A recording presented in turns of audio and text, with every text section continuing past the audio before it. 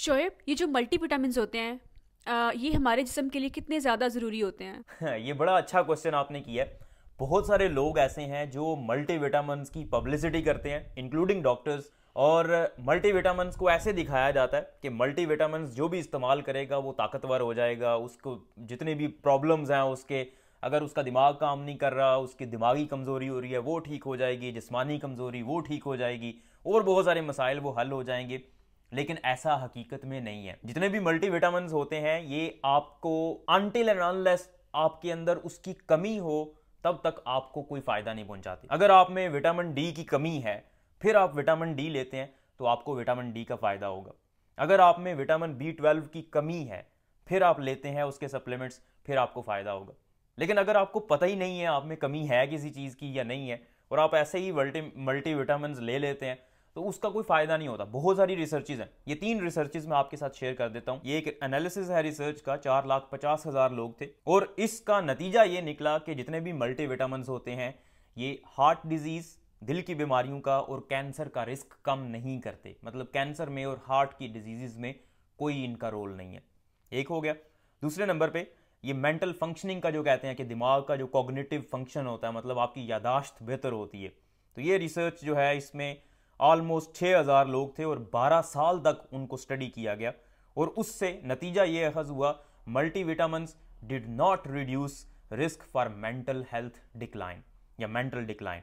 मतलब कि आपकी जो दिमागी सलाहियत है या यादाश्त जिसको आप कह सकते हैं उसमें कोई फ़र्क नहीं पड़ता, आप मल्टीविटामिन्स लें या ना लें कुछ फर्क नहीं पड़ेगा। फिर तीसरे नंबर पे ही एक और रिसर्च है, 1708 लोग थे जो हार्ट अटैक के सर्वाइवर्स थे, मतलब जिनको हार्ट अटैक हुआ उसके बाद उनको स्टडी किया गया और 55 मंथ्स के बाद, 55 महीनों के बाद रिजल्ट्स देखे गए और रिजल्ट्स में किसी एक को भी फर्क नहीं पड़ा मल्टीविटामिन्स लेने से। अगर उनमें मोर्टेलिटी हो रही है, मतलब उनकी डेथ हो रही है, तो मल्टीविटामिन्स लेने या ना लेने से उस पर कोई फर्क नहीं पड़ा। तो ये कुछ रिसर्चेज मैंने आपके साथ शेयर की हैं, और भी बहुत सारी रिसर्चेज हैं। हाँ, अगर किसी में कमी है तो उसको लेने चाहिए, वो आपको आपका डॉक्टर बताएगा। जब आपके टेस्ट होंगे, ब्लड टेस्ट होंगे, पता चलेगा अच्छा इसमें ये विटामिन की कमी है, वो विटामिन आप ले सकते हैं। इसके अलावा जो हामला खवातीन होती हैं उनके लिए प्रेगनेंसी के दौरान या जो प्रेगनेंसी प्लान कर रहे होते हैं उनके लिए फोलिक एसिड लेना या वो जो आयरन टैबलेट्स होती हैं वो ज़रूरी होती हैं, उन लोगों को वो लेनी चाहिए। अदरवाइज़ ये बाकी जो मल्टीविटामिन्स होते हैं वैसे ही आप समझें कि आपको शायद कमज़ोरी हो सकती है कोई या होगी तो आप मल्टीविटामिन्स लेना शुरू कर दें, उनका कोई फ़ायदा नहीं होगा आपको। मतलब हमारे पास कोई ऐसा प्रूफ नहीं है कि प्रेगनेंसी में मल्टीविटामिन्स लेने चाहिए?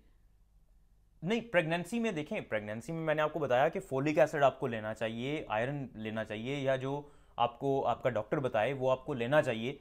लेकिन एज सच कोई प्रूव नहीं है कि बाकी जो मल्टीविटामिन्स, मतलब जो मल्टीविटामिन की टैबलेट्स आती हैं कि फलां जो है उसमें ये भी है, जिंक, आयरन, फलां टमकां, वो सारी कुछ जो चीज़ें होती हैं वो सारी चीज़ें आपको नहीं चाहिए होती। देखें, जितनी भी चीज़ें आपको चाहिए होती हैं, ये जो विटामिन्स हैं या मिनरल्स हैं, ये सारे के सारे आपको आपकी डाइट से मिल सकते हैं। इसलिए हज़ारों पैसे खर्च करने पे, ये जो मल्टीविटामिन्स हैं इन पे खर्च करने की बजाय अपनी खुराक पे खर्च करें। बिलियंस की इंडस्ट्री है, बिलियन डॉलर्स की इंडस्ट्री है ये मल्टीविटामिन्स की, और जितने पैसे विटामिन्स के ऊपर खर्च होते हैं इतने अगर खुराक के ऊपर, अच्छी खुराक के ऊपर खर्च किए जाएं तो लोगों की सेहत में एक ड्रामेटिक चेंज आपको नजर आएगा।